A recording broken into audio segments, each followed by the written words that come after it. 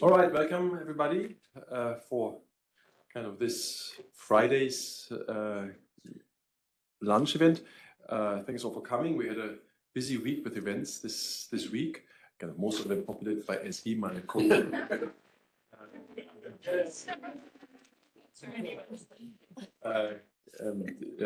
So Katie, kind of, we have a whole sequence of kind of really interesting stuff happening here over those days, and I'm happy that we can bring together this really interesting panel this afternoon, which is kind of also kind of marks the end of a workshop, an expert workshop that we've held over the last day and a half here at the Institute on the topic that we're going to talk about. So what we kind of can do today is really kind of gather some of the insights gained before and during this expert workshop and continue the discussion with a bit of a broader audience. And I'm happy that there are several people online as well that join us. Now, let me say just a few words about what it is that we're talking about. Not everybody may be entirely aware of the project of a torture-free trade treaty. My son told me this is really a tongue twister. Kind of don't use that, but so kind of for now it is this. Now, obviously, the problematique is that torture is, despite the fact that we've had now 40 years this year, Convention Against Torture, multiple efforts, of course, to root out torture all across the world, torture is still with us, and with us in so many ways. Therefore, much of the discussion has moved to thinking about how else than the classical tools can one get at the problem of torture? How can one reduce and prevent torture in other ways than the ways through the CIT and kind of other ways that exist in order to get at the problem? And the treaty on trade with the tools of torture kind of is one of those efforts. It's driven forward by an alliance led by the EU, Argentina, and Mongolia since 2017. Kind of that has led to the setup of a group of governmental experts, the chair of which we have with us, Asger Kjærum. It's driven a lot by civil society initiatives. Amnesty International has had an essential elements paper out in 2022, I believe. And the UN Special Rapporteur on Torture has also called for progress on the way to a treaty on trade with the tools of torture in her report last summer. The logic of this instrument is a bit similar to the arms trade treaty in that it shifts the focus away from, instead of trying to regulate the users, the perpetrators of torture, difficult to get to those that facilitate and make possible torture. And that's the suppliers of the tools with which torture is being committed and perpetrated. So really regulating the market, in a sense, that makes human rights violations possible, and therefore take a step back. Also thinking kind of that it might be easier, or maybe not easier, but it might be possible to get at those suppliers who are often kind of located in other places and maybe in countries that are ready to actually act on those suppliers. So kind of that leads to kind of a broader view of responsibility, like in the Arms Trade Treaty. Since we take a step back, one can say it's also kind of a broader move towards thinking about who lies behind human rights violations, that is involved in the broader process towards thinking about due diligence for human rights violations on the part of companies, on the part of governments, for human rights violations occurring abroad. Now, the process towards the treaty on the trade with the tools of torture kind of has been going on for several years, as I said, and much progress has been made, much preparatory work has been done. There's still obstacles, of course. International law changes slowly, as we've heard yesterday, on many winding paths, and obviously treaties are really difficult to get to. But today we don't focus so much on kind of the process of getting towards a treaty. We really focus on some of the elements that might help the treaty become effective to get teeth really in dealing with the problem. And that was the focus of the expert workshop we had here, how to achieve greater effectiveness, what kind of reporting, what kind of monitoring, what kind of verification processes do you need, what institutional mechanisms, what design choices can one make when putting forward a proposal for such a treaty, and in the hope, obviously, that governments will come along and ratify it eventually. So with that said, kind of a bit as a background, I'm really happy that we have a stellar panel today kind of to talk about those issues, all really kind of experts on that. I should say kind of we probably, we announced the panel kind of the last 2 hours, probably we will do an hour and a half. I think that's okay given that it's a Friday before a long weekend. But let me introduce our great panelists for a moment. Just so next to me, Ezgi Yildiz, my co-moderator, kind of assistant professor of international relations at California State University, Long Beach, and a longtime associate of the Graduate Institute and the Global Governance Center of the Graduate Institute. It's great you're back. We made full use of you, I think, during those days. Next to her, Andrew Clapham, professor of international law here at the Graduate Institute. I think pretty much everybody here knows him, no need for further introductions. But just to mention kind of that he was involved in the negotiations of the Arms Trade Treaty. He has also been, in his past life, representative of Amnesty International at the UN.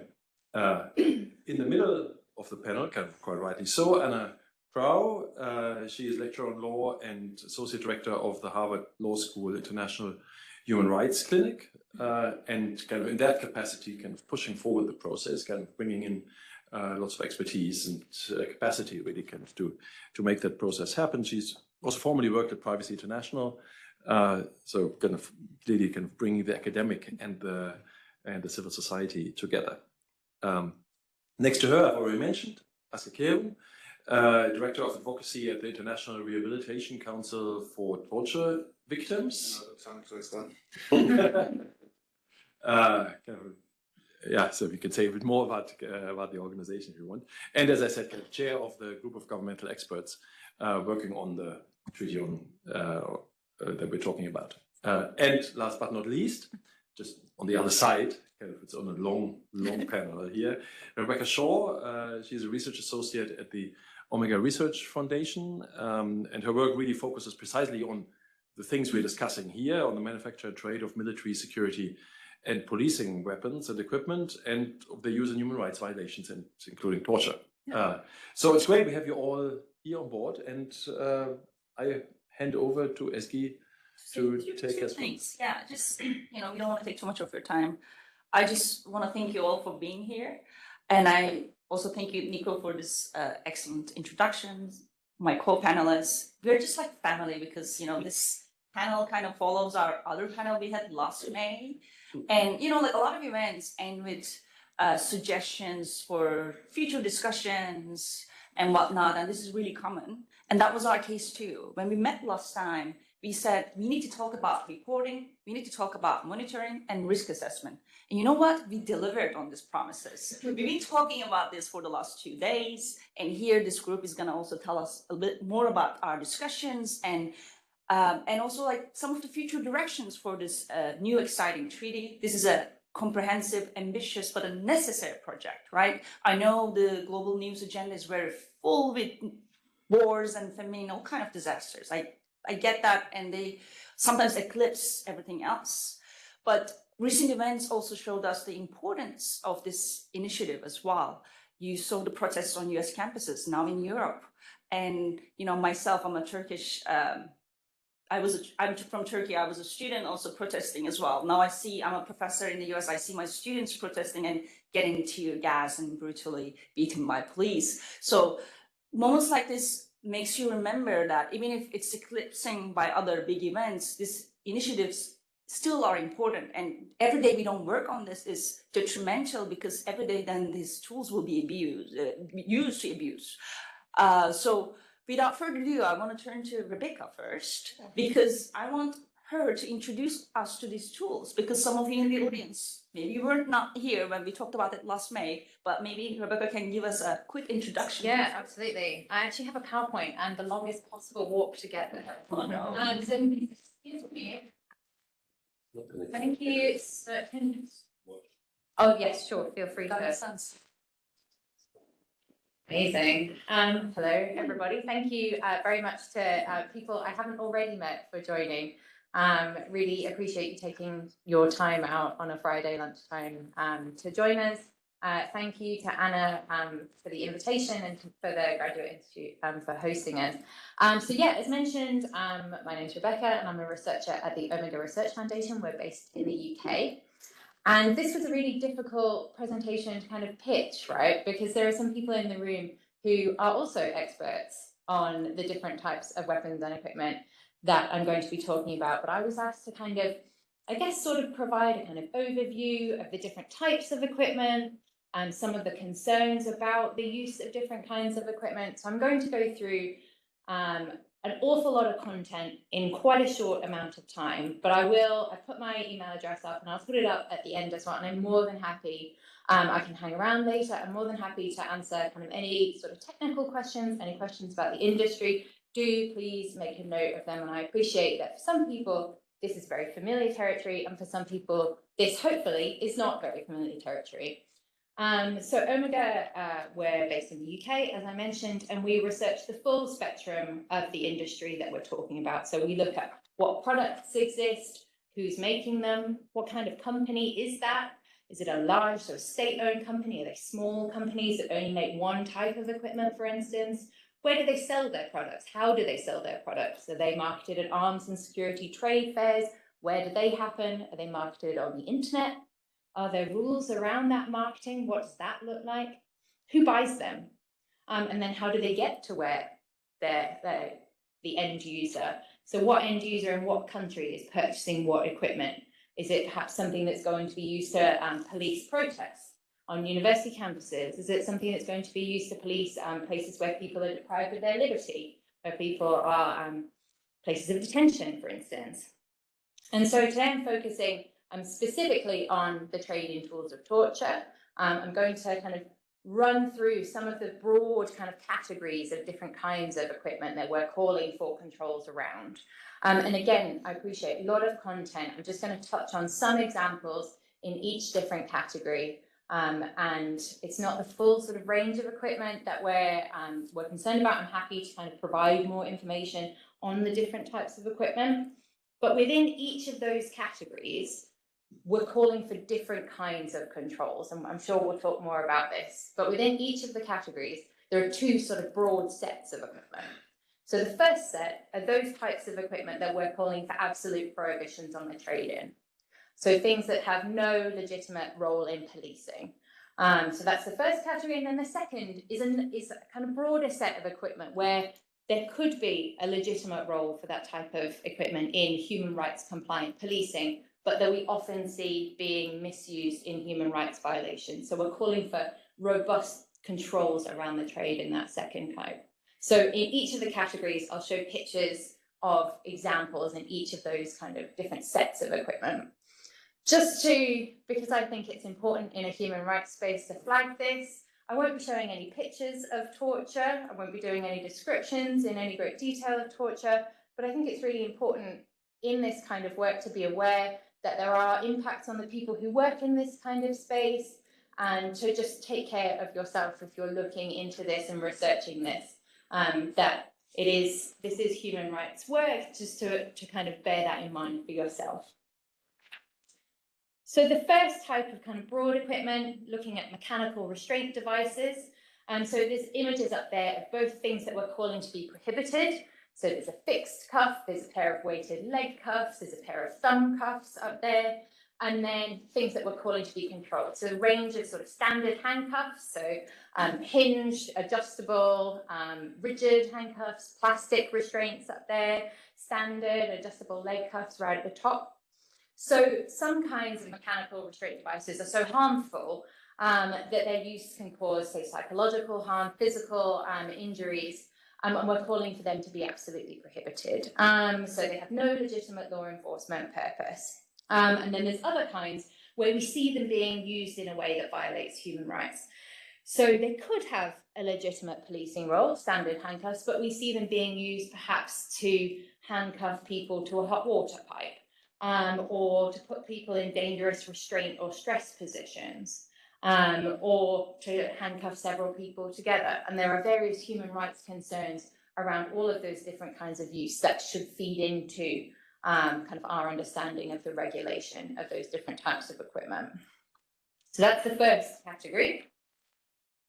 Then pictures of a range of sort of striking or kinetic impact devices. So again, the use of some such striking devices should be prohibited. So any use of a baton with metal spikes should be prohibited. Shields with metal spikes, similarly so. Any use could amount to torture or other ill treatment. Similarly, we argue, along with the Special Rapporteur on Torture, that there's no law enforcement use for non-metallic ammunition that contains multiple inherently inaccurate projectiles. So we're calling for an absolute prohibition on those.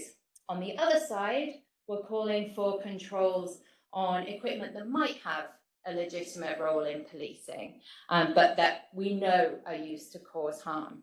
So things like standard batons, which we know are used in abusive restraint techniques, which we know are used in sexual assault, other kinds of human rights abuses, calling for controls on the trade in those. Also, pictures up there of sort of standard, in inverted commas, crowd control shields, non-metallic projectiles such as sort of single projectile rubber bullets that we know are sufficiently accurate. Also things like beanbag projectiles, that's a beanbag on the top. So we're calling again for controls on these. We know that, say, standard kinetic impact projectiles are misused. Perhaps they're fired by law enforcement in too close proximity to a person. That we know that they cause physical injuries, permanent life-changing injuries, and we're calling for a control on the trade in those, because we know that they could have a role in legitimate human rights-based and kind of human rights compliant policing. So those are, you appreciate now why I said I was going to whistle through quite a lot of different types of equipment. In terms of electric shock weapons, slightly fewer categories to get familiar with. Excuse me. So in the types of electric shock weapons that we're calling to be prohibited, kind of absolutely prohibited for law enforcement, excuse me, there are kind of two broad categories within that. So we've got body-worn electric shock equipment, so things like electric shock cuffs, belts, for instance. They deliver an electric shock by remote control normally, and they're worn by a person. So any use could amount to torture or other ill treatment. Even when they're not activated, we know the psychological harm caused by, say, wearing one in a courtroom, knowing that someone has the remote control. So that's the first set, calling for an absolute prohibition. And then the second set is direct contact electric shock weapons. So up there, we've got pictures of electric shock gloves, we've got stun batons, we've got a stun gun up there. A direct contact electric shock shield, or a stun shield, is up there as well. So they deliver an electric shock when they're touched directly to a person. And we know that they are designed to cause compliance through pain. So we know that that's the sort of design kind of feature of the products. They really kind of suffer, well, the injuries that they cause, we know are kind of, it causes a kind of unacceptable risk of arbitrary use of force. Well, thank you very much. It's all of your pollen you have in Geneva. All the flowers are out. Yes, so that's the second broad category that we're calling for prohibitions on. Then there's only really one type of equipment in terms of electric shock equipment that we would consider to be in that sort of controlled category. And that's projectile electric shock weapons that fire kind of wired projectiles or darts that are designed to hook on the clothing of a person. We know they are open to misuse. They cause painful electric shocks, but they're designed to cause kind of brief incapacitation rather than compliance through pain. We do know that we see them, say, being used to target, say, vulnerable individuals or people kind of to target sort of vulnerable parts of the body. So there are real human rights concerns around their use, but we're calling for controls on the projectiles because research shows us that they could have a legitimate role in human rights-based policing. That's a very familiar model. The brand will remain unnamed, but you will recognize that particular product. So that's the kind of the only sort of weapon in terms of electric shock that we would consider to kind of come under that sort of broad kind of control category in an international instrument. Then kind of in terms of sort of chemical irritant delivery mechanisms, also sort of malodorant delivery mechanisms, riot control agents, to use kind of multiple terminology used. In terms of sort of prohibited or inherently dangerous or abusive sort of delivery mechanisms, we're thinking kind of things that are inherently inaccurate or that deliver sort of such kind of injurious amounts of chemical irritant that there is no way of using them in a way that doesn't violate human rights. So things, say, equipment or platforms that are designed to sort of dispense kind of such significant amounts of riot control agents, maybe from aerial platforms, so that can be fixed to like a drone, for instance. Also things like inherently inaccurate or kind of automatic sort of multi-barrel, automated multi-barrel sort of launching systems. There's some inherent risks to those. Also large caliber munitions that contain riot control agents, we would call to be prohibited, the amount of riot control agent that they dispense. Then in kind of terms of sort of what we would call for to be controlled, we've got sort of dispersal mechanisms that are much smaller, that are more accurate. They deliver a much smaller amount of riot control agent. So things like handheld sprayers, things like pepper spray, for instance, would come under that. Kind of hand-held, hand-thrown grenades, again with limited amounts. Some kinds of launch projectiles, but again, very specific types. Some particular sort of human rights concerns around sort of large volumes of use of riot control agents would be things like causing breathing difficulties if they're used indiscriminately in a crowd, panic-driven stampedes, cause burns. There were real issues, real concerns around use of riot control agents during protests that we saw during the COVID-19 pandemic, not only sort of exacerbating a respiratory pandemic, but also causing people to kind of crush together.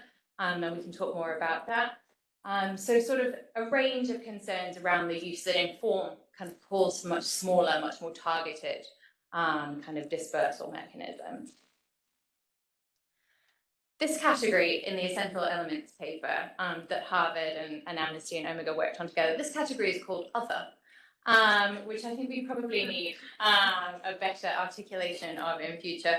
But just to note, really, in kind of putting this sort of spread of photos up, there's a range of kind of other sorts of law enforcement equipment that maybe don't necessarily fall under some of the more obvious categories. The industry does continue to evolve. We do see new products kind of, or new articulations of old products kind of come to market.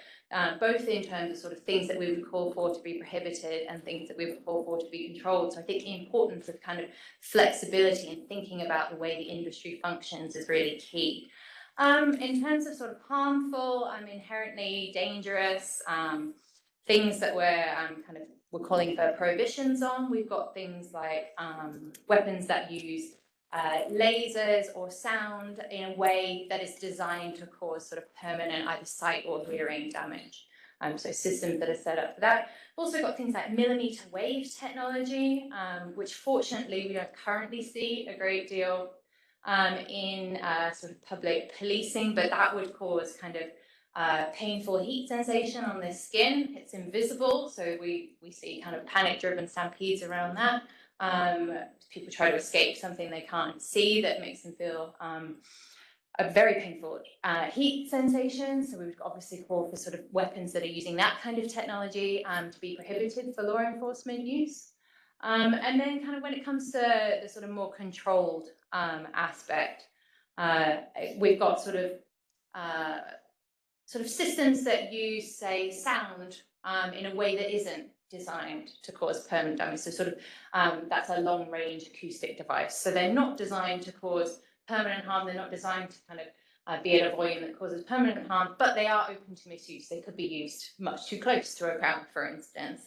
Also things like stun and sort of sound grenades. Again, open to misuse, risk from kind of shrapnel, but also being used indiscriminately, being used too close to a person. So that's kind of the flip side. So sometimes kind of different versions of different types of technology can be used or can be adjusted in a way that could cause harm. So I'm aware that I have covered an awful lot of information. I've just spotted my post-it note that said no taser tangent. So I will finish up there and we can talk about taser in the questions if you have any questions. But I'm aware that it's an awful lot of content that I've kind of whistled through. But I'm more than happy to answer any questions. If you have any questions, it's really just kind of overview to kind of set the scene about why we think this is important. Some of the types of equipment that we're talking about, what we're working to address through a torture-free trade treaty. And yeah, as I mentioned, I'm more than happy to answer any questions about Omega's work, about kind of where this fits in with the broader campaign at the end. Rebecca, thank you so much for that presentation. I mean, I've seen versions of it, but I definitely learned a lot, and thank you. I appreciate that. I want to now turn to Anna as well. And Anna and I, we've been organizing. We have organized this expert meeting that just concluded, and to prepare that meeting, Anna and her students, Alison, as well, you've written a report or a version of it, a draft report, and you've conducted some research on monitoring, risk assessment, and reporting.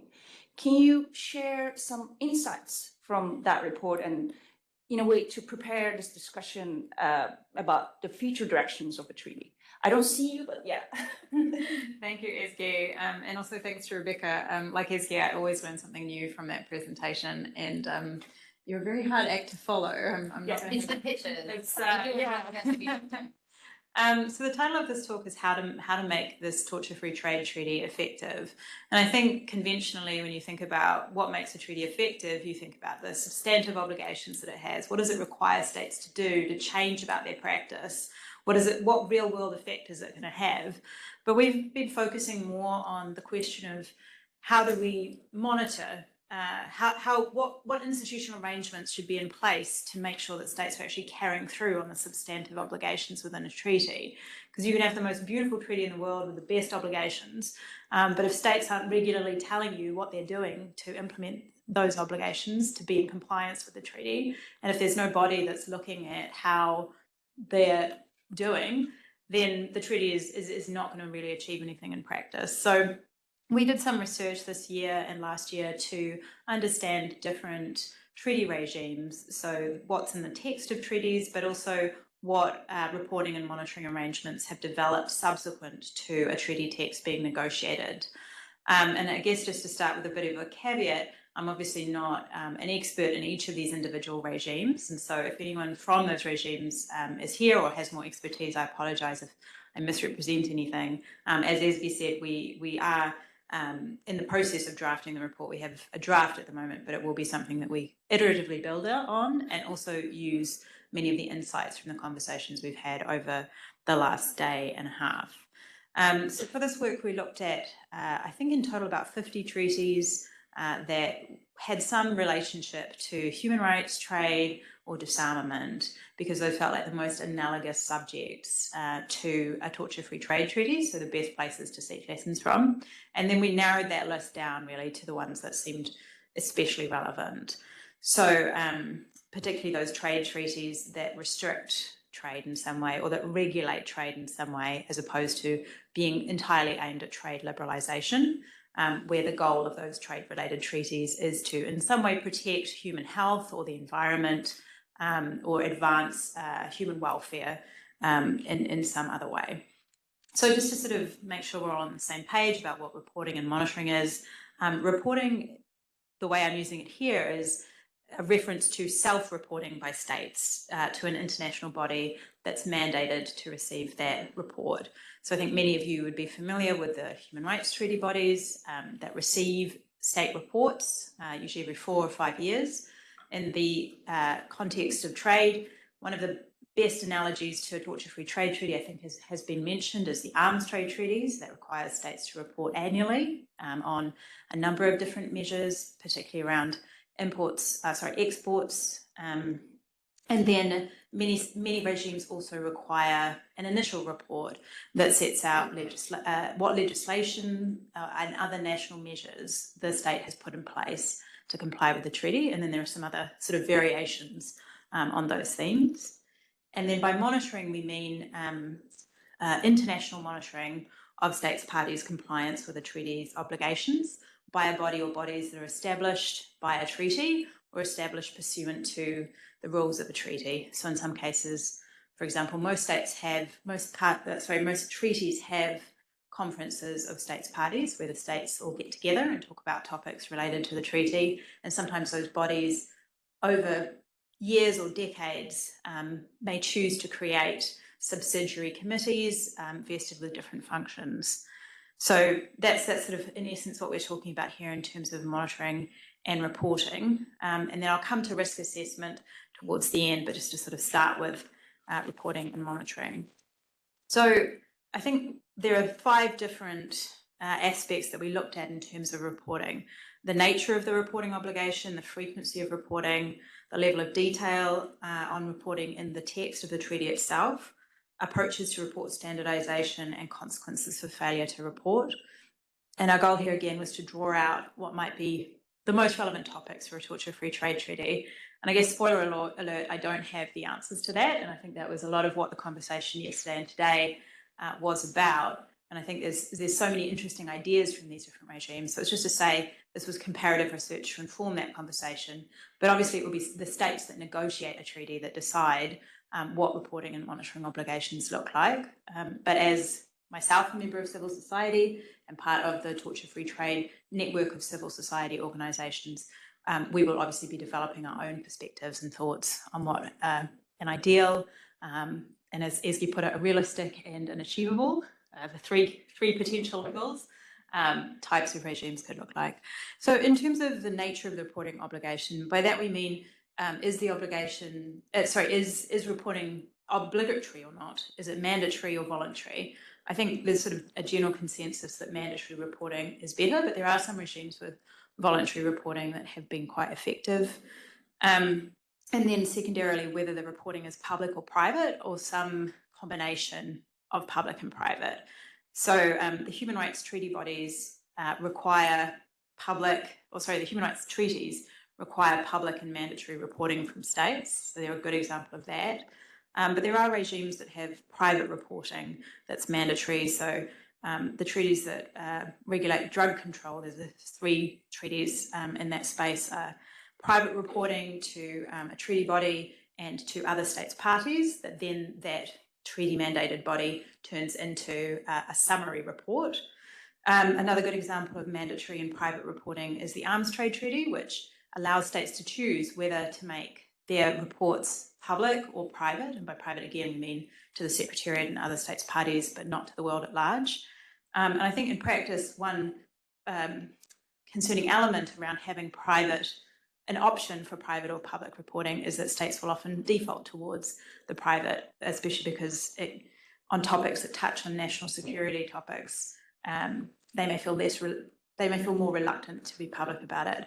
And notably, the Arms Trade Treaty also allows states to completely exclude information from their reports on the basis of commercial sensitivity or national security interests. And I think at least one lesson I can say we definitely learned from the discussions over the last day and a half is that it will be quite important to push back on any type of exception on that basis in the context of a torture-free trade treaty, given that the norm against torture is a jus cogens norm.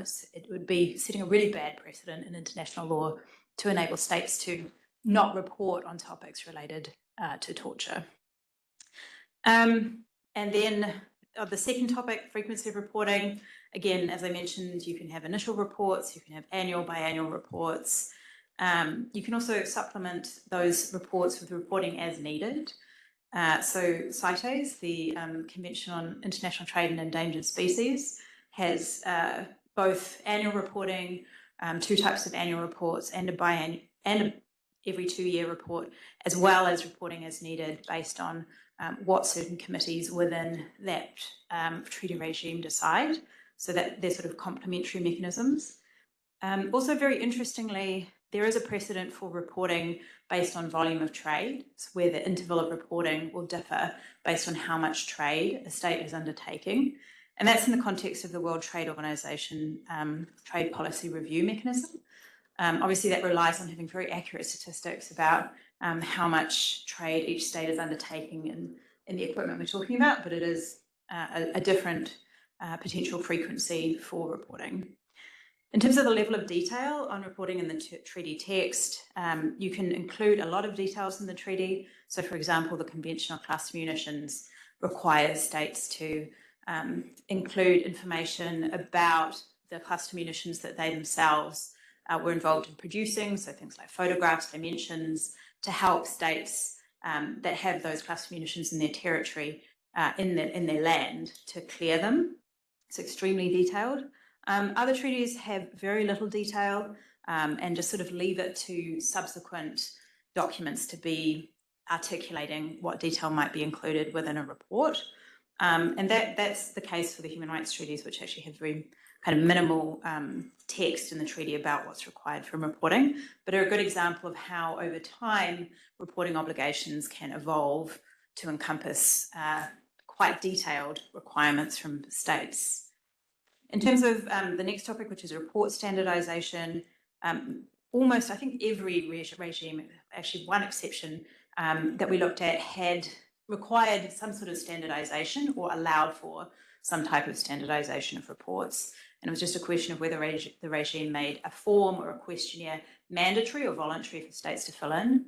I think in practice, most states comply with the voluntary standardization because it's sort of easy, as opposed to figuring out themselves what they might want to put within a report.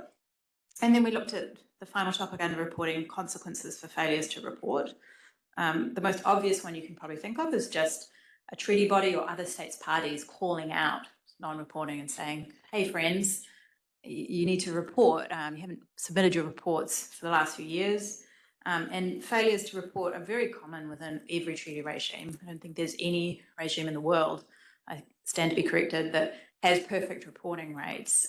States are struggling with capacity and also the phenomenon of reporting fatigue, at least from the state perspective, is real. Although I think from our view, the information that states could gather on the trade and law enforcement equipment is information that's vital to gather, and also information they could gather through existing systems or through systems that they could develop or should develop under a torture-free trade treaty. So there's calling out. Most treaties require or allow for international cooperation and assistance, and that can include around complying with reporting requirements, and they give resources to a secretariat or another body to help states comply with reporting obligations as well as larger obligations. And then the sort of final measure, the most significant one, is this set of escalating measures if states fail to report. And CITES, again, is one of the strongest examples there, where after a period where states are given an opportunity to submit late reports, if they're persistently late, there is an option for a standing committee within CITES to recommend to all the other states parties that they suspend trade in CITES listed species to that state party. And in practice, it seems that many states do, in fact, follow that recommendation. And then just briefly to say a bit on monitoring, I think there are a lot of different monitoring functions that could be imbued within different sets or configurations of bodies. So just to list some of the functions, you can address individual state reports. That's the sort of paradigm of the human rights bodies. You can have a body that is reporting on and promoting compliance with the treaty, so writing an annual report or a biannual report, like one that I talked about earlier, where a body is mandated to pull information together. Related to that, they might be able to conduct investigations or conduct, in the case of OPCAT, visits to a particular country to identify issues around compliance and then produce recommendations. And then finally, you can have a monitoring function of keeping a regime responsive to changing circumstances. So this would, in the case of a torture-free trade treaty, make sure that a body has an ability to review how equipment is being used and assess which list, a prohibited list or a controlled list, equipment should be listed on. So again, just to reiterate from Rebecca's presentation, the goal of this treaty is both to establish a set of prohibitions on equipment that serves no purpose other than for torture, or that has really no practical use other than for torture or other ill treatment, and then secondarily to require states to put in place export controls to assess for the risk of human rights abuses, specifically torture and other ill treatment, before allowing an export to proceed, which is based in some way on the Arms Trade Treaty, but is also already an obligation for EU member states that already have in place a regulation on this topic. And actually, Verity, you can correct me if I'm wrong, I think Switzerland is developing, or maybe even has developed, legislation that's the same as the EU test. Yeah, I'm getting some nods, so I think that's right. And then very briefly, because I've already spoken for more than I intended, the bodies involved in monitoring could be conferences of states parties, secretariats, treaty bodies, and we were talking today about some of the complexities of how you set up those bodies and who sits on them. I think there are really legitimate questions around how you establish the body in a way that its members will be both independent and competent to carry out the functions that you hope they will carry out. And then just to say a few words on risk assessment. So again, within the treaty, we hope for a set of prohibitions and also a requirement for states to have in place national licensing of law enforcement equipment that can be misused for torture and other ill treatment. And so what that means is that risk will come into the treaty in two separate ways. One is around figuring out what meets the threshold of being equipment that serves no purpose other than for torture or other ill treatment, so what should be prohibited. And the other way that risk comes in is in this potentially daily exercise that export authorities would need to undertake to assess what risks a particular export going to a particular end user would pose.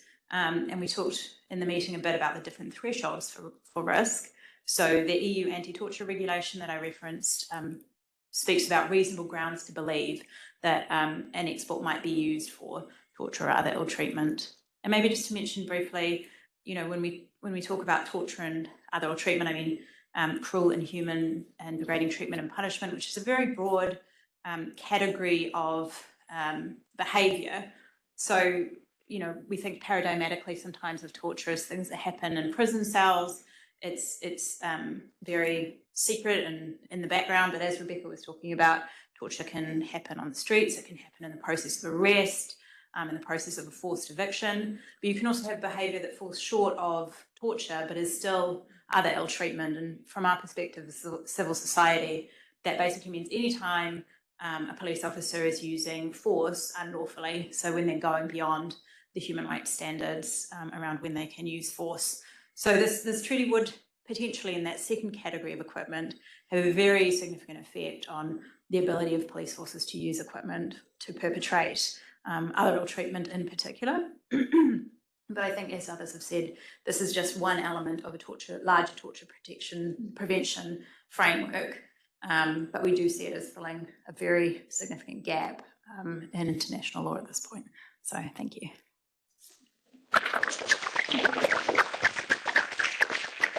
Fantastic. Thank you, Anna. This is very comprehensive, and it also sets the stage for us all. Now we can have the conversation. Now everyone is up to speed. I want to bring Andrew and Asger to this conversation. Any quick reactions to these interventions are much welcome, but I also want you to maybe emphasize on some of the challenges that this initiative might face, but also the opportunities that it will bring to the human rights space as well. So if you can, in whatever order you feel comfortable with. Yeah, thank you. Yes, Asger. Well, thanks a lot. And I mean, this follows two really rich days of discussion, but also I think that illustrate that this is quite a complex issue we are dealing with and a complex initiative. Maybe I will just start by just putting a few words to, because we've heard a lot about the tools and so on, but maybe we haven't actually heard so much about what this does to human beings. So I'm just going to try to put a few words to that and then some opportunities. So I think, I mean, the reason why certainly the IRCT and I got involved in this as the chairperson is that we are seeing over the last 5 years at least an increasing number of protests around the world that are increasingly being met with a lot of violence by the police. So they're both being met with violence because of the inherently abusive types of tools that they're using, but also because there being actually a lot of regular tools are just being very much misused. So, and this violence is having incredibly negative impacts in the societies where it happens. So we have been working a lot in Colombia, in Chile, and in Peru, where a lot of young people who went to the streets in social protests were shot in the face and lost their eyes. And their lives are now destroyed. Not only are they not able to see, but they are branded for life as delinquents. When they walk in the street and they meet police officers, they can see that they were the ones, they know that they were the perpetrators. They're faced with this every day. They cannot get jobs because people think they're criminals, and so on. So it has an incredibly harmful impact throughout these societies. Just to give an example of the scale that we are talking about, because that's also something I think if you're not either working on this or in the protests, it's hard to imagine. In the Chilean protests, in the first 2 weeks, the police shot 100,000 cartridges of each including 12 rubber pellets. Yeah. So just imagine that 100,000 cartridges. In total, in 2 months, they shot 154,000. So that's about more than 1 million pellets being shot at protesters. And by the way, just when we say rubber bullets or rubber pellets, that's actually not correct because the core is lead. So yes, it has some rubber in it, but so it's just to give a sense of the scale of violence that people are actually being exposed to. And I think that's really important to point out. I think the second thing, and one of the reasons why this is a really important initiative, is that when the police is being confronted with this, and when states are being confronted with it, they do very little.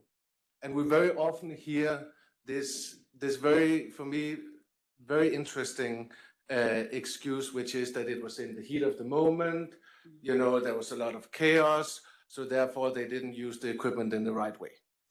And I just find that very interesting because, you know, police officers have received training in the job that they have to do. But they're somehow the only profession who operate in these kind of chaotic contexts, who continuously manage to do that job 100% incorrectly. I mean, doctors who do surgery in the emergency room or in war context, I mean, they don't kill the patient every time, right? I mean, the ambulance driver, he doesn't crash the car. They all work under very, very stressful conditions. Soldiers usually don't fire the gun up in the air if they're trying to kill an adversary, right? But somehow the police always accidentally, in the heat of the moment, shoot the tear gas canister directly in people's faces, right? So there's this unwillingness to deal with it from the side of the police and from the side of the state. And I think that is what leads at least me to conclude that we need another adult in the room now.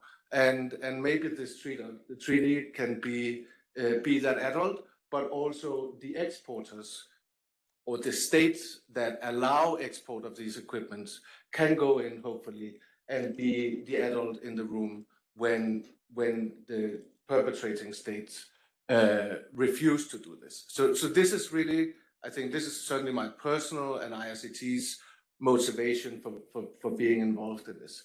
Just a few words on opportunities and challenges. I think the fact that states continue to export or allow, it's wrong to say export because they allow the export, it's usually private companies that do it, right? That they continue to allow this export sends a very clear message to the receiving countries and the receiving police that their behavior is being condoned. So in a way, it's challenging the universal prohibition against torture. And I think having a treaty that regulates this trade sends a very clear message of support to the universal prohibition and reinforces it. So I think that's a really important part. Second, it can help get a much better overview of the total volume of trade and what is happening and so on. But this is not my area of expertise, so I'll leave that a little bit to others maybe. And then if the treaty is effective, it will force the police forces and others using this equipment to reconsider how they're behaving, because if they're faced with the possibility of export bans that will prevent them from getting the equipment they need, then maybe that will actually force them to rethink. I mean, if at some point the Chileans are going to run out of rubber pellets, right? If they shoot 1 million of them every 2 months, so they're going to need new. But if that is prohibited, you are maybe hopefully going to start rethinking how is it that you're doing your policing. And then I think what we have already seen, so as something that has very much been instigated by this process, is that we are actually now starting to have a conversation about what is in the armories of the police. Yeah. So, and also starting to, so you have these lists coming out. The Special Rapporteur came out with a list which was very inspired by the work done already by Amnesty and Omega Foundation. And so now they're starting to be confronted with it. And for example, the Chileans have actually commendably, or somewhat commendably, gotten rid of their 12-shot cartridges and moved down to 3, which is still not good enough, but it's certainly better than 12, right? So I think those are some of the opportunities that lie in addition to, let's say, the core of the treaty regime we're talking about. Challenges? None. I'm going to go to New York now, and then I'm going to bang the table, and no. And maybe just a comment. I think what we can all hear, this is a really technical area. It's technically difficult to understand, and we're trying to merge human rights and trade, which I think even for us who are here is quite difficult. So that takes something. I think there's a huge elephant in the room, which is the overall funding situation in the UN and what that will do for the conditions for promoting new international law. And then thirdly, the global geopolitical situation that we see right now, of course, specifically with the transfer of arms to Israel in the context of what is happening in Gaza, is also something that of course, both as a substantive issue for me is extremely worrying and problematic, but also something that can create a less than favorable political environment in the UN and in member states. So those are the somewhat initial thoughts. That's great. Thank you so much, Andrew. Thank you. The good news is I think we have made some progress since last year. I managed to find my notes from last year this time. And I've realized that, for me anyway, the debate has made some progress in terms of the details of this. And I also noticed that in my notes it said you've asked me to talk about this from an international law point of view as a lawyer. And so I'll try and do that again in the sense of, what's wrong with international law and why do we need a new treaty here? So for those of you who haven't quite got it yet, there's two different things going on here. One is a prohibition on certain things like the big spiked baton, and the other is control over things that might be used to commit torture.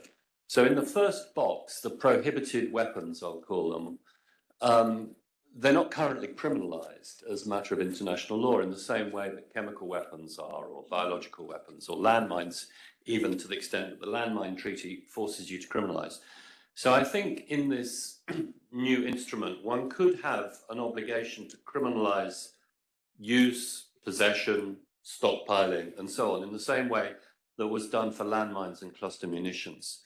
And so it's not so much about, having a report on these prohibited things, how many prohibited things have you got and so on, because it's not going to work.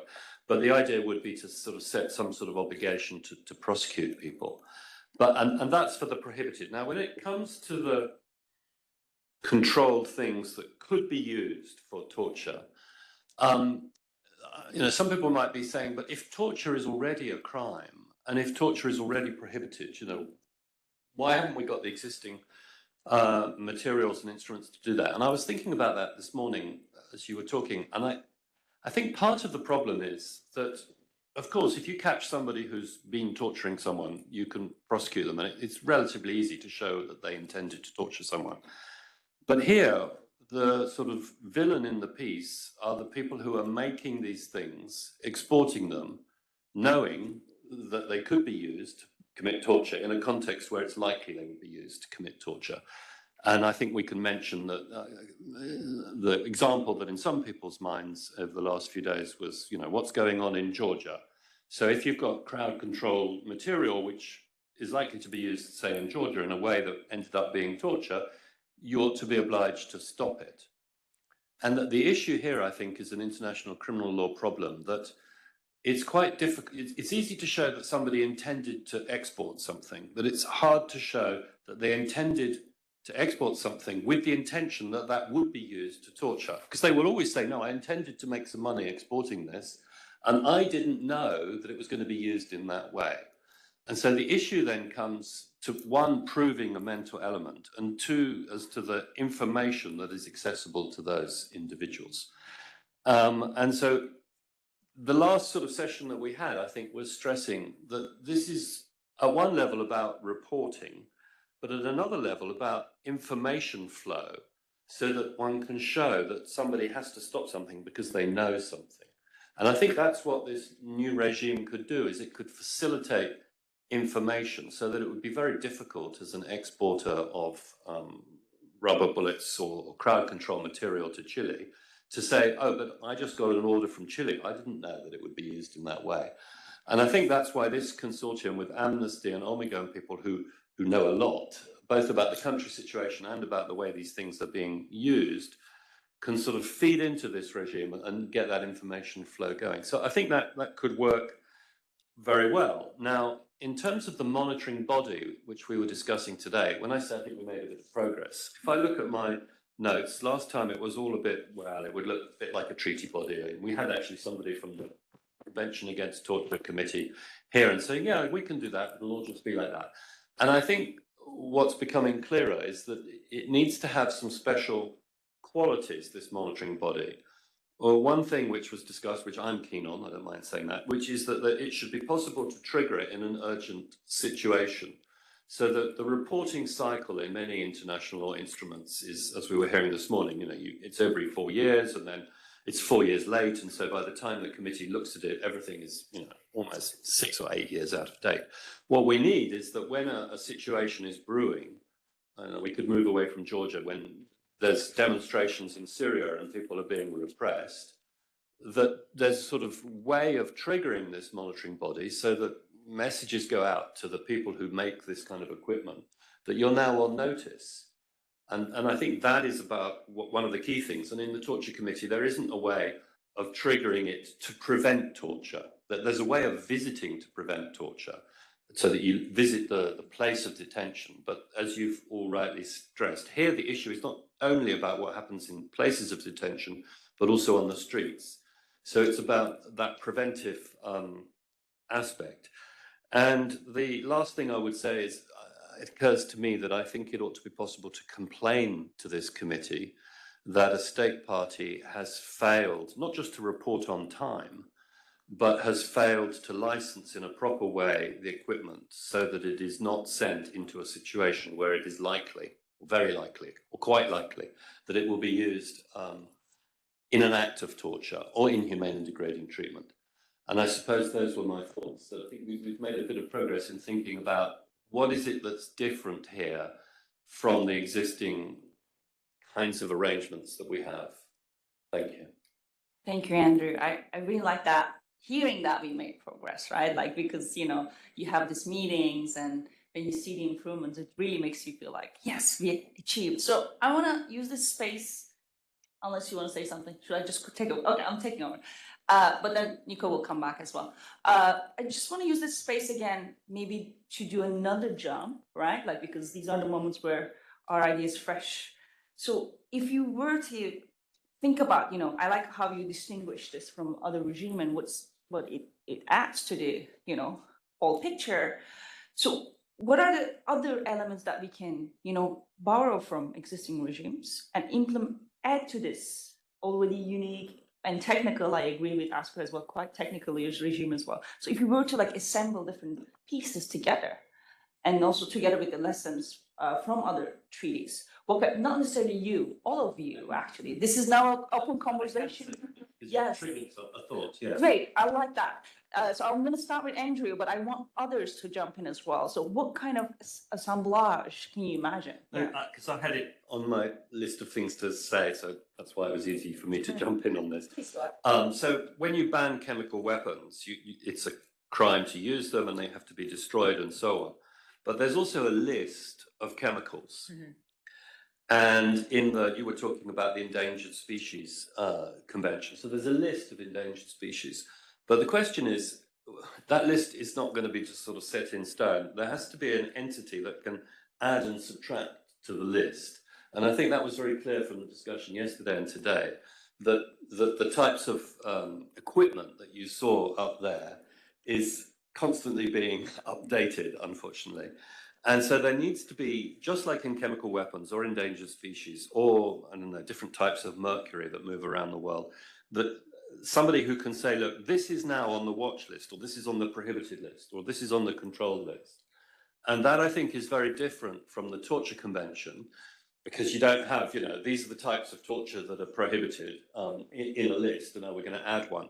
That they know it when they see it. Whereas here it's much more technical, and the manufacturers should be on notice that if you develop something in that area, or you decide to go into that area, or you buy the patent in that area, it's on a list. And I think there's something to be said for that, which is different from the other treaties. Mm-hmm. I like that. Thank you. Should we go in this order? Yeah, sure. I think there's a lot to be learned from the Arms Trade Treaty, both good and bad. But in terms of the good, in the implementation of that treaty, one area I think you can say is successful is helping states to develop national export control systems for conventional arms. And so a lot of states coming into the Arms Trade Treaty didn't necessarily have very robust export control systems.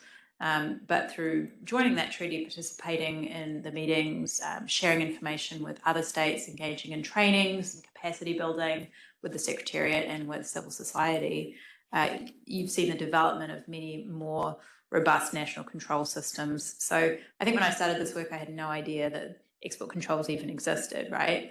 I didn't know there were government departments that would look at sensitive goods and say, should this exporter be allowed to send this good to another place? It just wasn't a part of life I thought about before. And then when you get into the details of how that actually happens, I was kind of stunned that actually they're doing this already for so many goods. It isn't a major ask to add law enforcement equipment into this system. And lots of states have developed these systems even more in the conventional arms space that they could really be slotting in law enforcement equipment. I don't want to overstate how easy it is, but I do think there's an opportunity that the Arms Trade Treaty helped create in that space.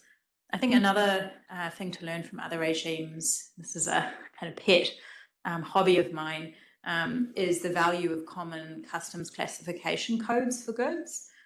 So the World Customs Organization runs or administers the harmonized system, through which about 98% of international trade is accounted for. And so everything that moves from one country to another has a code assigned to it, a 6-digit code. And it's a very technical thing, but currently those codes aren't specific enough for law enforcement equipment. So the code that covers pepper spray also covers perfume.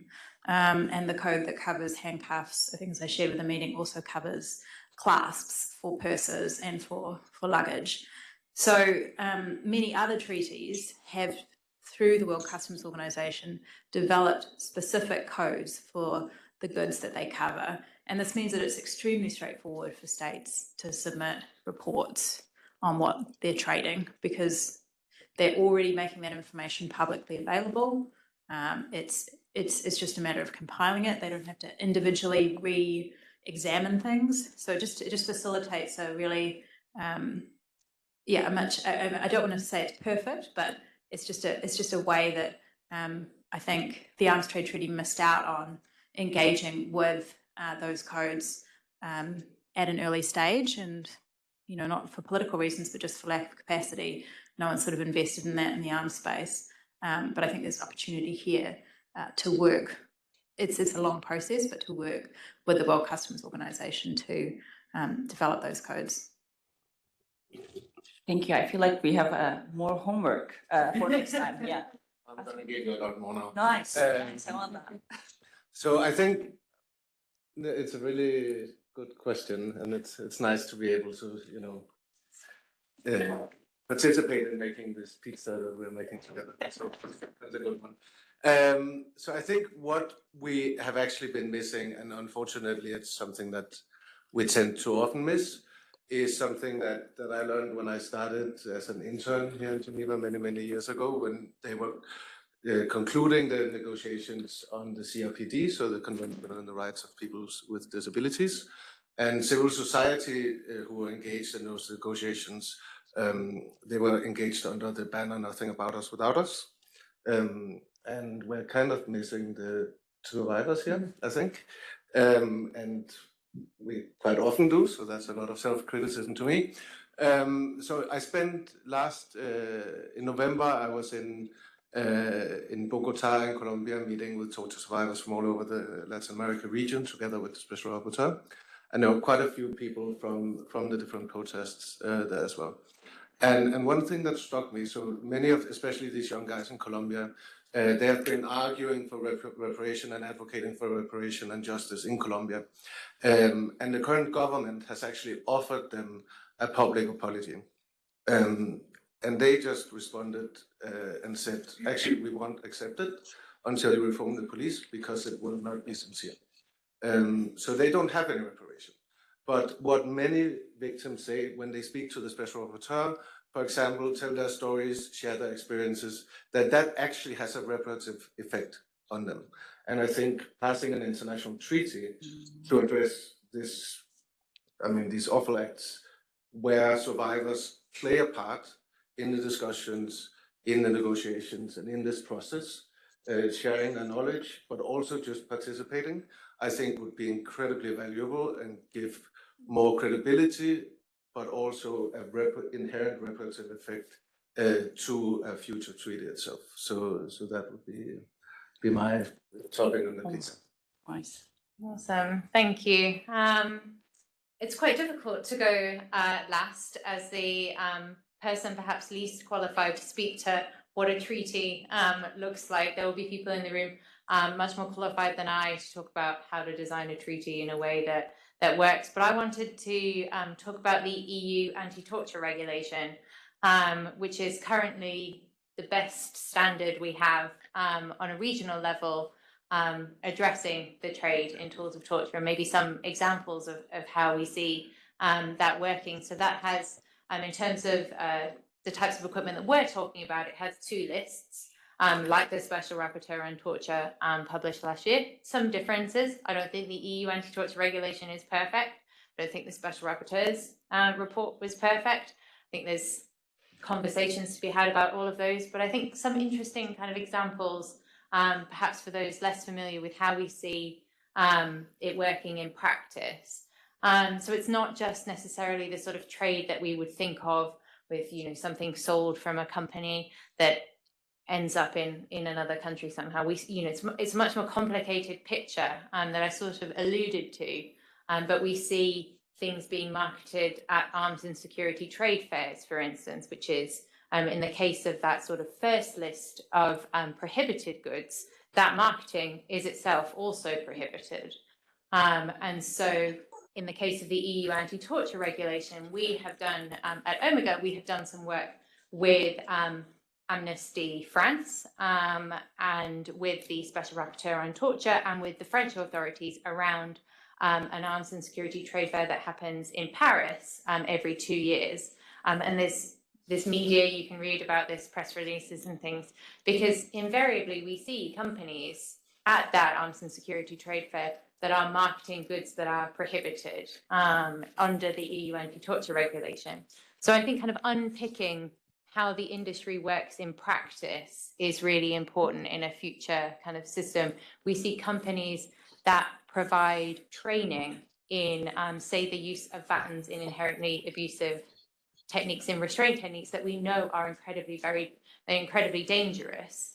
So controlling that aspect of the trade, the sort of techniques, I guess, in use. I can think of a company based in Europe that we know provides training to law enforcement in lots of countries in how to use standard restraints in a way that Amnesty and others said violates human rights. So I think in terms of kind of thinking about what a future international instrument might look like, it's kind of important to sort of think about what the trade is and what it means to people that live it, kind of unpicking that. So instead of kind of technical sort of inputs on a final treaty design, I guess I just wanted to flag that and thinking about what the industry actually looks like in practice and how we might respond to it.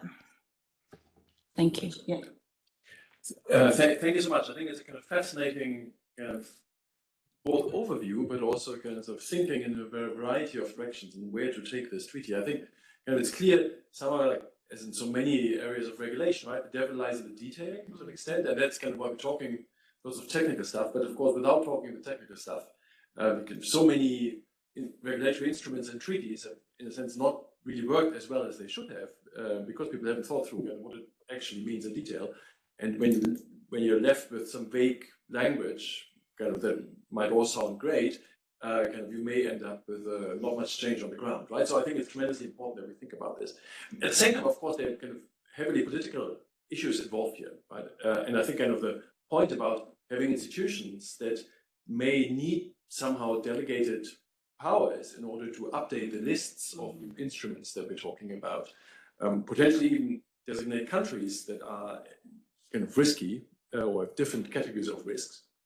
It might even include services, right? Not just goods, but also services. Kind of that might be a broader. Of course, it's inherently kind of politically and therefore, of course, kind of even more difficult to negotiate, right? So in a sense, the seemingly technical easily becomes political here. So that's of course challenging going forward. But as you said, kind of because the European Union has, in a sense, made a step forward already with its own regulation, since there are things to build upon, and also an interest of European Union countries to level the playing field to some extent, for which kind of a treaty like that might be good to generate broader consensus.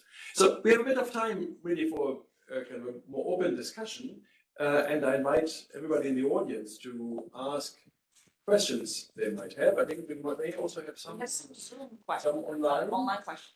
We had 6 or 7 per person left, so we might. Oh, there were questions on that. Okay, that's interesting. This could be explained. We can share them with the panel afterwards, and we can take a couple if you're interested. Sure. Yeah, thank you. I might adopt that approach myself. So I walked out of the Arms Trade Treaty to come here. I'm missing some of the session. And you mentioned the elephant in the room. So let's talk about it. If and when this happens, and for some reason states don't pay, who will then pay? Or what will be done then? There's another question. Let's group some together. Yeah. Oh, thanks.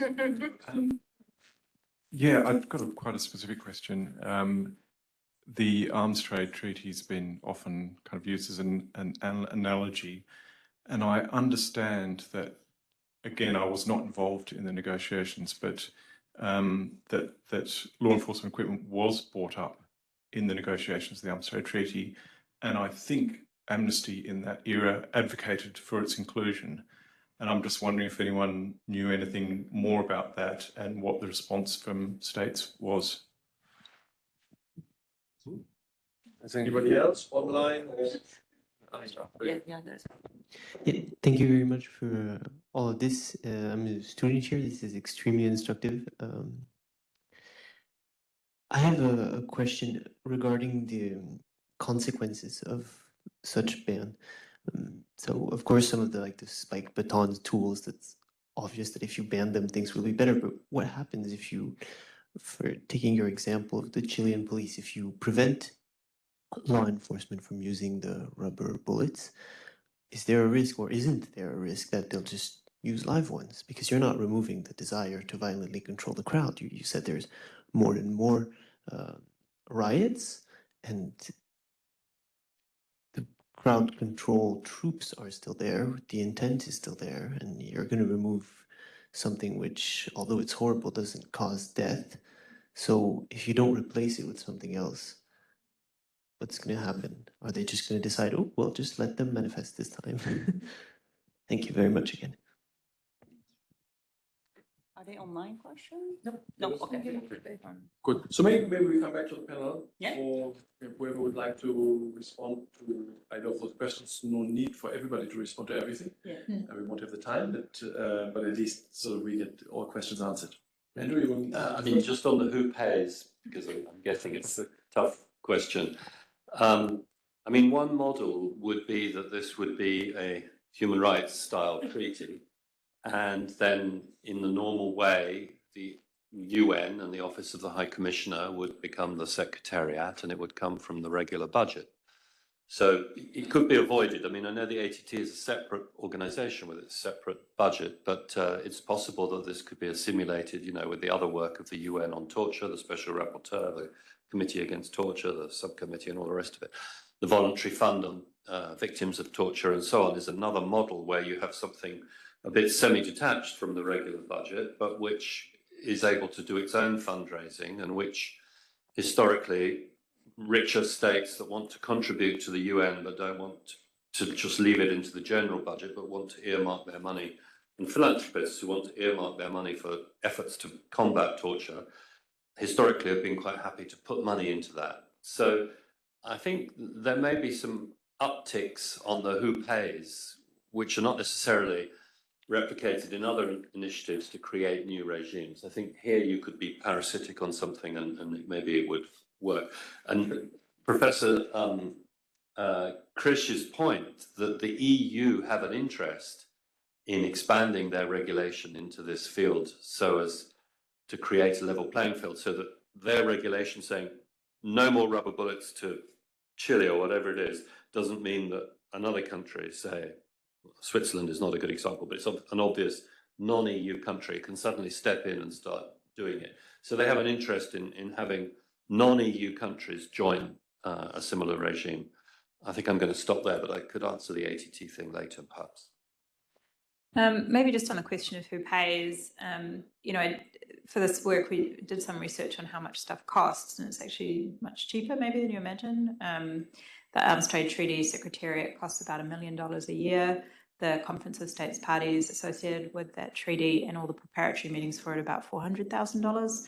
And I've likewise been to the meetings where, you know, everyone is saying no one's paying, and it is a real problem. But I do think that sometimes people imagine these giant sums of money are involved, and you can actually create a regime that's relatively cost effective compared to the good that it's doing in the world. So I don't have an answer to the overall funding challenge, but just to kind of note that maybe the sum is not quite as high as you might imagine. In the context of CITES, they, I was just looking at the figures, in 2022, they received about $15 million into their voluntary fund, and that included from non-state entities that were vetted by the Secretariat. So there are funding models that incorporate funding from outside state sources as well. And I think there's room for innovation maybe, or discussion about the ways in which, you know, not just the traditional funders could be involved in creating a financially sustainable regime. But yeah, I mean, I think ODA has a website where they list all the ways in which every state is not complying with its assessed contribution requirements. So it's a perennial problem, but I don't think we'll solve it through this treaty, but I do think that there are ways to kind of work through it, and the regimes that have the most buy-in are also the ones that are getting the highest number of, not the highest amount of money, but the best compliance with the assessed contributions. Do you want to start with the one? Sure. And I can chip in. Yeah, I guess I can start. You look Yeah. very eager. Great question, right? Because I think our instinctive response is to say some police forces will always use force or misuse force if you take away X type of equipment, the risk is, of course, that we see firearms with live ammunition. I think that was where you were going, right? And I think in the case that Asger mentioned, you know, we've gone from multiple projectiles with 12 projectiles inside to 3. We would argue that 3 projectiles is still too many. That's listed by the Special Rapporteur on her list as being something that should be prohibited. So our ideal there would be from 3 to 1 projectile. There are ways to use that in a way that's much more effective in a law enforcement way. They can be designed and manufactured in a way that meets sort of international standards around kind of projectiles and things in terms of accuracy over a certain distance, for instance. But I think as well, you know, kind of one of the things that really comes up for me is that we're talking about trade in this equipment, but the reason I'm not a trade scholar originally, I don't know about international trade regimes.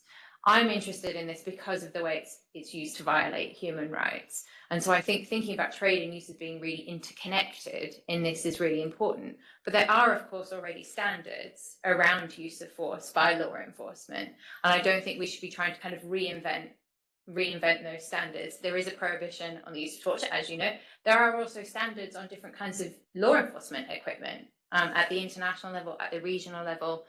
National law enforcement authorities have their own standards on kind of what equipment is appropriate to be used and in what way. So I think kind of thinking about them as being related, but not necessarily that this treaty is going to kind of solve all of those problems. We need to work kind of in conjunction.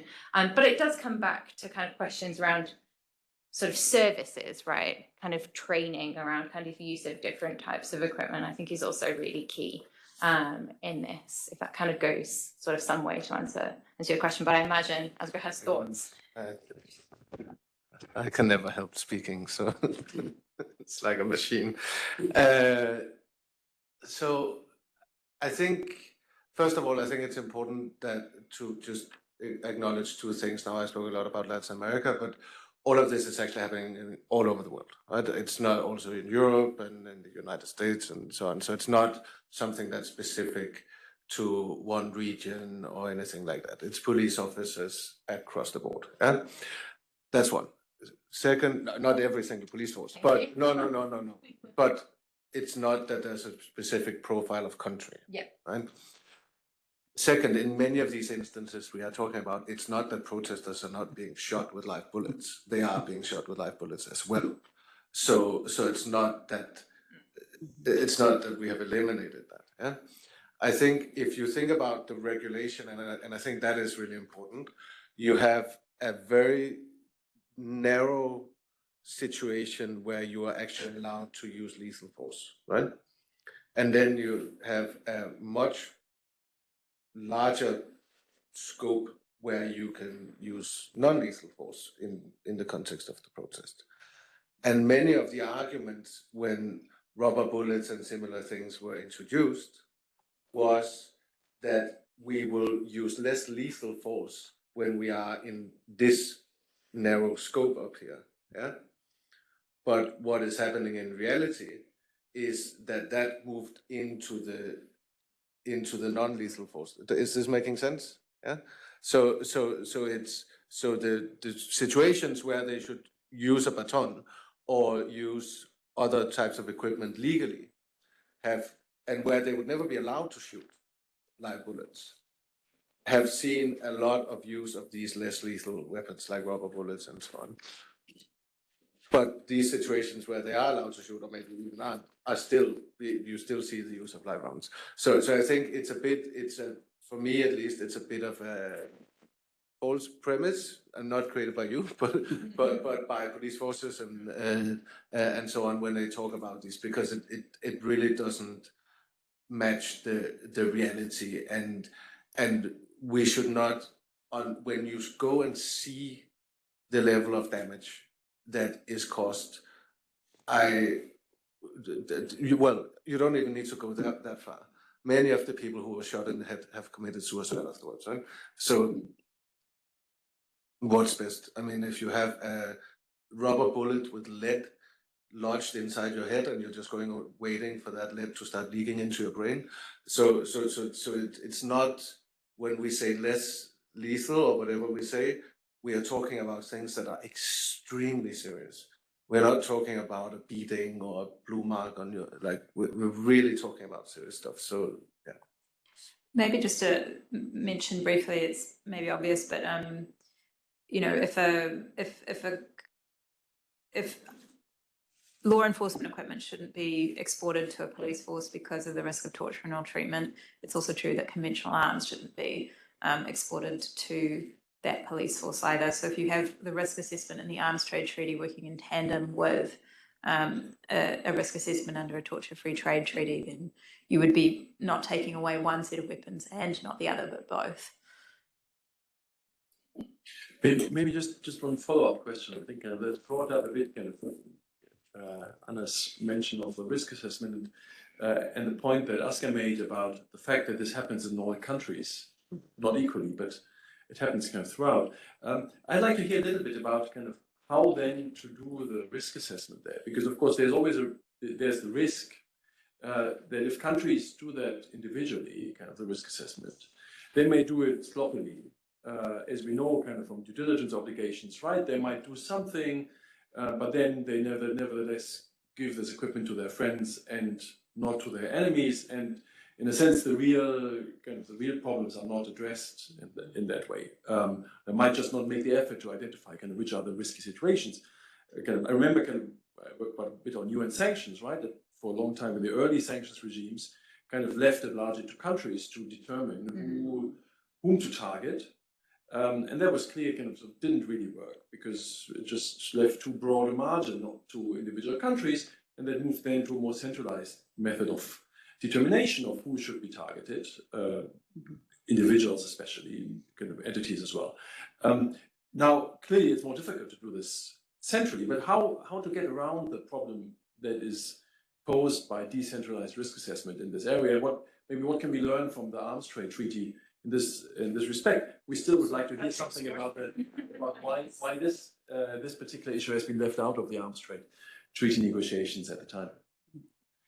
I mean, I don't have a good memory of exactly why, but I'm going to take a guess and say, if you think about the type of diplomats that were involved, it was the First Committee and people who deal with disarmament. And so they were comfortable talking about conventional arms, and they were using the UN registry of conventional arms and the small arms lists, and it was all about the arms. Now, if the discussion had started at the Human Rights Council or in the Third Committee, all of the diplomats would have been much more comfortable talking about law enforcement and so on, and it would have been a different history. So I think it's partly because of that. And also, if you go even a bit further back in the history of it, it came, if my memory is correct, from the Nobel laureates, but they were Nobel Peace laureates. And so there was always this idea of a way of preventing arms being used in war in this way. So I think that's my best explanation. I mean, just as a sort of footnote to that, of course, the discussion we're having about firing rubber bullets, technically, unless I'm wrong, I think that is in the Arms Trade Treaty because it would count as a projectile being shot from an arm. So there we could have a discussion about maybe putting more focus in the Arms Trade Treaty on this particular weapon. The things that are not tasers, we haven't had that discussion, but there are obviously the batons and the handcuffs are not in the Arms Trade Treaty. So there's a sort of grey zone when you're sort of moving from arms trade into law enforcement. But I think the crowd equipment that we've been talking about just now, firing rubber bullets into a crowd, that would be covered by the Arms Trade Treaty. I've seen that argued. But yes, sorry, I know it's a bit controversial. In reality, that's not reported on, and it doesn't seem to follow reality. But I think we might have to change the culture on that, in the sense that it's true, it wasn't discussed, but if you do a textual analysis, and as you know, we've done one in the academy, we conclude that rubber bullets and the equipment that fires them must be technically part of the Arms Trade Treaty. It's a cultural thing. It's because the people who work on this are more comfortable talking about conventional weapons than they are rubber bullets and the sorts of things we're concerned with. More homework. More homework. I just add one small thing. I think, I mean, when we have this comparison with the Arms Trade Treaty and and with the risk assessment and states' willingness and so on.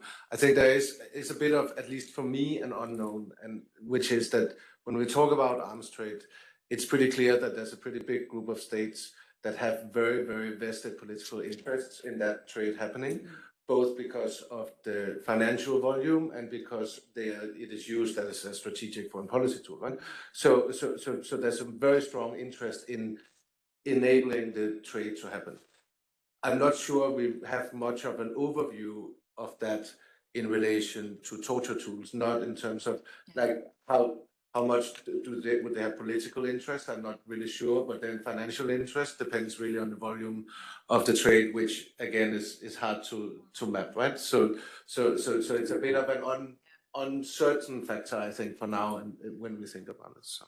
Yeah, I mean, I was at a talk where they were someone was saying, you know, it's a status symbol for a state to be exporting a warship, right? Whereas, you know, probably don't really care if you're if you have some exporters exporting handcuffs, and it is just a very different volume. Like one warship or one military aircraft is probably going to cost more than the whole volume of trade and law enforcement equipment over 10 years in some countries, right? So there are different considerations that I think enable a type of risk assessment that is a more honest assessment of risks than plays out in the arms trade context, where these political factors can ultimately be determinative. I think from conversations with export control officials within the context of Europe, so a specific context, you know, the actual bureaucrats who do this licensing are typically very committed to human rights goals and to compliance with international humanitarian law. And where they have the discretion to do so, they will think very carefully before allowing an export. But in most countries, the presumption is that something will be approved unless there's strong reasons not to approve it. So I think for this treaty, there's an opportunity to reverse that presumption and say, actually, you've got to prove that this should be exported, that there aren't risks here. So I think we can learn something from the arms trade treaty, but we certainly shouldn't be importing the practice of risk assessment directly from that space, something different and more robust and more connected to the specific human rights goals. Because, yeah, the arms trade treaty does cover human rights, but it is primarily thought about in terms of conflict. And although policing equipment is certainly used in conflict, we are largely talking about peacetime operations here and police. So I feel like quite optimistic that you could have a much more transparent discussion with states about what risk assessment includes because of the different nature of the industry and of the type of equipment, and also a robust conversation about what practice should look like into the future, and also civil society is prepared, right? We've had the practice of the arms trade treaty to know what's working and what's not working, to be able to say something quite explicit up front about what this should look like. I guess I just wanted to maybe add some sort of context into the discussion. Before I do that, thank you for leaving your meeting to come and talk to us about our thing. So I guess some context kind of around sort of risk assessment and how that might happen, and maybe some sort of notes of caution. It's very difficult to get information on the industry itself. The research is difficult. Not least because the industry is not adequately controlled. So there's very little reporting on the scale of the industry, where the companies are based, what's being exported, where and to whom. But also sort of reports on use of force, also often obscure or just don't record equipment that's being used. And I guess that's something for any students in the room. If you go out and have human rights related jobs, please take note of equipment that's being used and include it in any reports you might publish. Because it's very difficult to get a sense of sort of what equipment is being used in some cases. So I think that's something for us as civil society to really kind of take on board and to think about kind of how we, sort of what sources of information can be relied upon in this kind of work, in sort of taking these kinds of decisions, and what how that can be used by states, but maybe kind of how we can engage with sort of international bodies that maybe do reporting on different, do monitoring on different kinds of processes, and how they can perhaps kind of also sort of help that process, I think. But it is a really complicated picture in terms of sort of risk assessment. Yeah, I guess that was a bit of a downer. Yeah. So thanks. We can have one last round with one online question, and then I think we have someone in the room. Let's take our. Well, okay, so we have. I have all afternoon, so just. Maybe, thank Okay, you. Very let's much. go for the online question first, and then I think. Sebastian. Yeah, thanks. Do you hear me? Yeah. Yeah, great. Just have a question because it's an issue we're trying to grappling with in Amnesty, with and with Harvard, is how to bring the private sector on board, how to try and have them with us supporting this initiative and this treaty. I mean, we all know that on the positive side, companies want to look good, and therefore there is an incentive to show that what they're doing is not infringing human rights and so on. On the other hand, obviously, they have a vested economic interest in selling those goods. I'm talking about the dual-use goods in particular. So, Oh, I think you've been cut. All right. Sorry, Sebastian, we couldn't hear you anymore. If you want to type your question. I think. Okay. Okay. Yeah. So we take it as kind of how to get the private sector on board. On board, yes. And it's kind of sorry we couldn't hear the rest and the details. Let's go the lady in the back. Maxine. Yes, thank you very much. Helena Bogusowska, I'm from the European Union delegation. So it was a pleasure to see that and hear you that you were pointing at the EU regulations as a good standard. Although, to be frank, it is relatively old regulation, I think from 2005. So I would be interested in hearing whether you have some advice for the EU, how this should further involve it, whether there are some new challenges that we should actually look at. I think from the discussion that I heard is, for example, that there is much more now risks actually for the extracustodial torture type, and also for the behavior of the police forces and then the law enforcement during the crowd control events. So this is maybe something that we have not focused so much in the EU regulation. Because it was much more focused on the death penalty and the means for death penalty, yes, and then basically on the custodial somehow type of torture behavior. And then the other comment is that we do indeed try to spread our standards somehow more broadly, but it's through relatively soft way of encouraging states to join this kind of global alliance on torture-free trade that we established together with Argentina and Mongolia. I think there are more than 60 countries, including our EU member states, for best practices, for training, for exchanges. But it is of course not a legally binding commitment. It's more of a kind of a political commitment from those countries that already are inclined to actually observe probably those rules much more closely. Thank you. Thanks. Maxime? Thank you very much. I'm a student here at the Institute. My name is Maxime Rogier. I have a question about the content of the treaty because I'm not very familiar with the Arms Trade Treaty, and therefore I'm wondering whether it would only apply to interstate trade, or it will also apply to state trading with non-state armed groups or actors rather. So yes, this is pretty much my question. Thank you very much.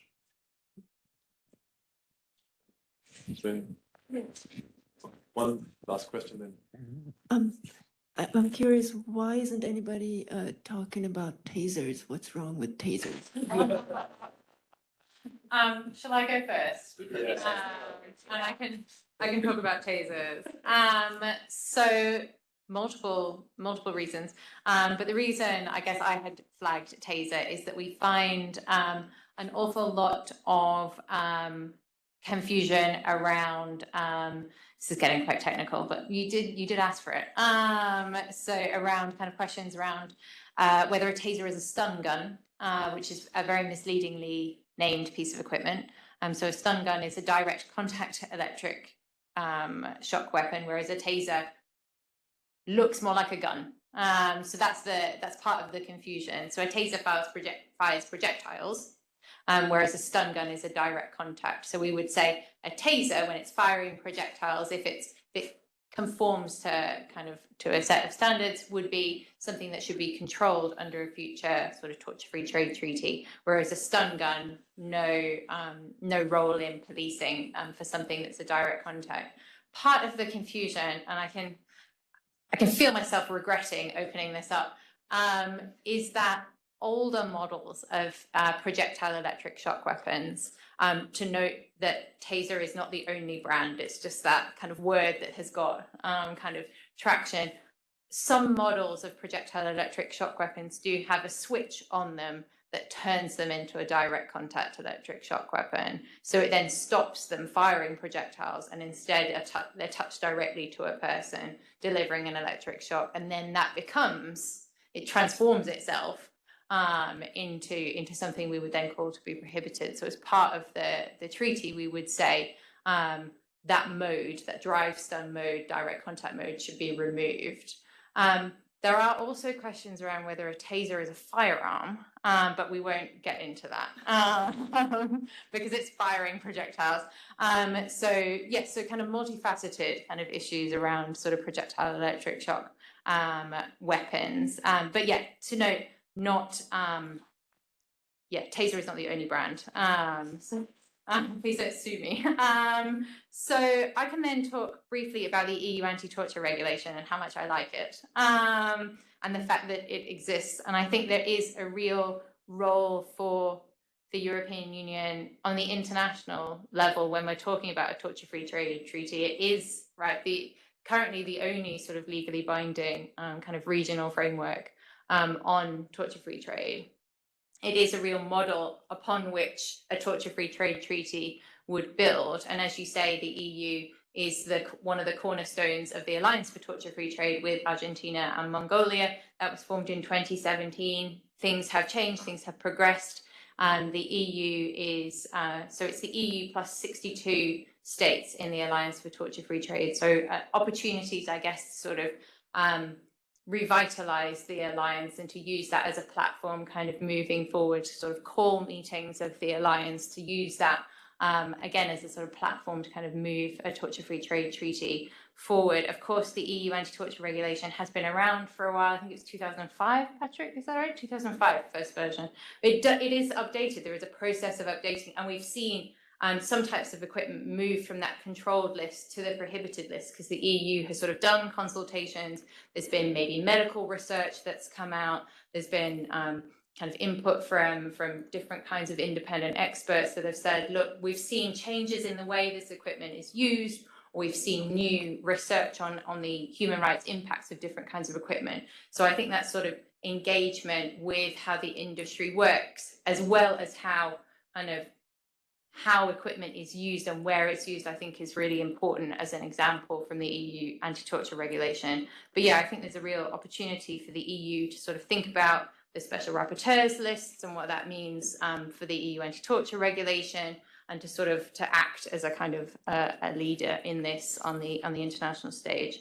When it comes to, I feel like I am monopolizing. One thing on yeah. the EU, just on that point of the extra custodial scene, there is a process of extending the annexes now, and my understanding is that's partly in response to what we've seen in the protest violations. I wasn't sure if that was a secret. Obviously not. I then just wanted to address whether this is state-to-state trade. And I think crucial to note that we're not talking about this equipment external to law enforcement. We're talking about kind of use of this equipment by law enforcement, by state authorities, by authorities in places of detention. Some types of equipment are authorized for personal use in lots of different countries, and we're not looking to address that trade. So there's use for personal protection, there's use in the sex industry of various different bits of equipment that I showed earlier.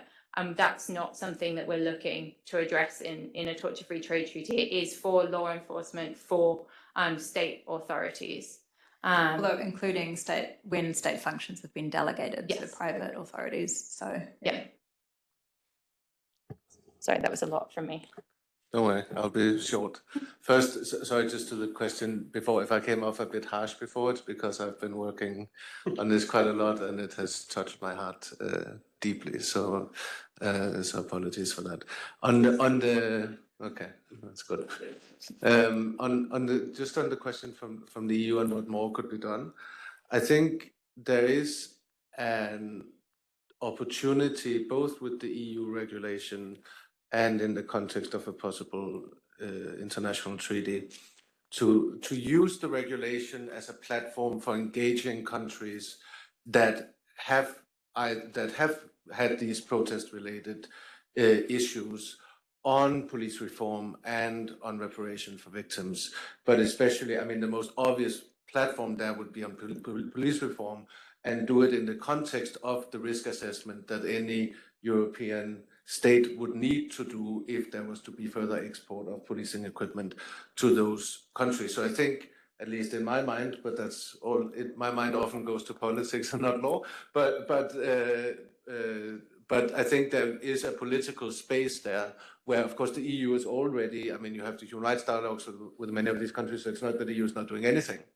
But I think contextualizing it in this trade regime and the possible consequences could maybe be an added value or an added impact factor in those discussions. So I think that's something one could think about.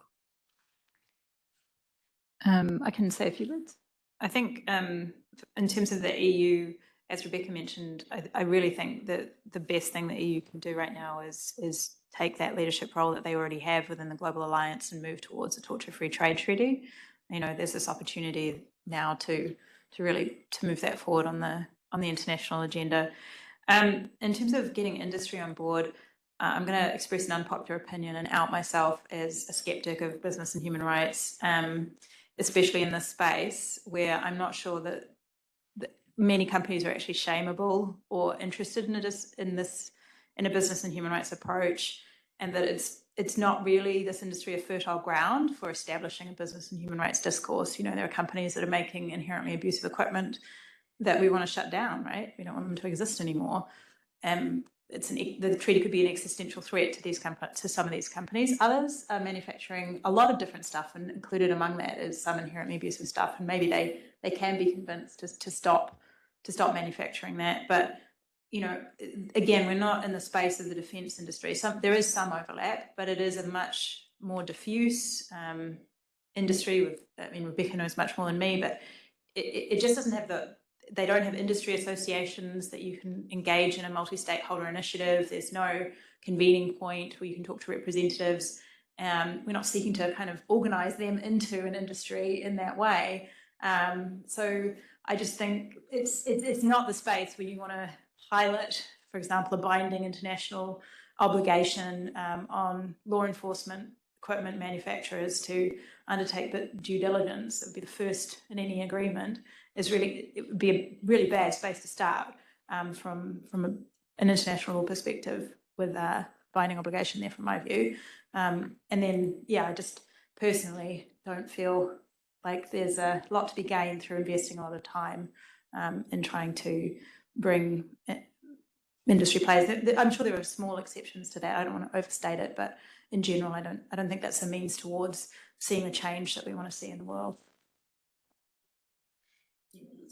It's on the tip of my tongue, and I won't be able to resist. So on the question of whether or not the Arms Trade Treaty covers the transfer of arms to non-state actors, in this room 3 days ago, I spent 45 minutes on this. So in 30 seconds, I think it does. I think that if you transfer arms to a non-state actor which is trying to overthrow a government, that's a violation of the Charter. And the Arms Trade Treaty says you can't transfer arms in a way which would mean you would be violating another international agreement which you're bound by, which for me would include the Charter. But it's, I have to confess, a bit of a minority opinion, but that's my opinion, that you can't transfer arms to a non-state actor that's seeking to overthrow a government. I think in practice, though, like many states do in their processes, if you're exporting to a gun shop, for example, they'll still apply the same controls. So yeah, well, but not armed actors, you know. But if we're thinking more about private things, selling weapons. I would say as well, in terms of companies that maybe manufacture a lot of different things, we have had sort of some limited success in the wake of the sort of creation of the EU anti-torture regulation and kind of contacting companies and saying, these products you manufacture are now prohibited under the EU anti-torture regulation. I think that does work in a limited way, but that regulation already existed and they were companies based in the EU region. So I think that's something to kind of factor. I don't think companies, no, I wouldn't say all companies are nefarious and are trying to torture people. You know, we have had, you know, kind of really productive conversations with some companies, but you know, that's very much a case-by-case basis. This isn't how I would want to go about preventing torture, kind of me contacting companies and, you know, trying to explain myself. I don't think it's a fertile way to go for us. It's a 100-year strategy. It is true. This is me sadly typing. Perhaps instead we need a torture-free trade treaty. Yay, on that note, I'm serious. Well, that's an excellent endpoint, right? Like, we're going to stop there. But I also want to tell you that we lied to you. We said that we're not going to go until 2, and we did. Thank you for staying on. This was a lot of interesting input, a lot of energy from this group who we were like stuck in a room for a day and a half talking, and I just admire them that they actually continued for 2 hours here as well. As you can see, they have a lot of energy and a lot of interest in this initiative. I appreciated Rebecca's presentation, Anna's insightful comments about how this treaty could look, Asger's insightful comments about these tools, but human impact. I think we sometimes forget about, in an initiative like this, it's about tools all the time. We forget about humans, and I appreciated that, you bringing that back into this space as well, and Andrew's insightful comments on why we need this treaty in this space as well. I think that's something that we need to emphasize, right? Like, there is still an additional benefit to this treaty. Well, on that note, I want to say that, you know, this discussion today shows that we need this initiative, and there's more work and homework to do. But I am lucky that I'm surrounded by these people who are excited to do that. So I'm looking forward to continuing this conversation with you. I want to also thank Harvard Law School's Human Rights Clinic for coming all the way from Cambridge to here. And I want to thank Global Governance Center for organizing this event, especially Sylvia Nissim and Camila as well. She's not here today right now, but they helped us a lot. All the speakers, I want to thank Nico as well for being part of it. And thank you all. Well, for the next one, I guess, see you at the next meeting.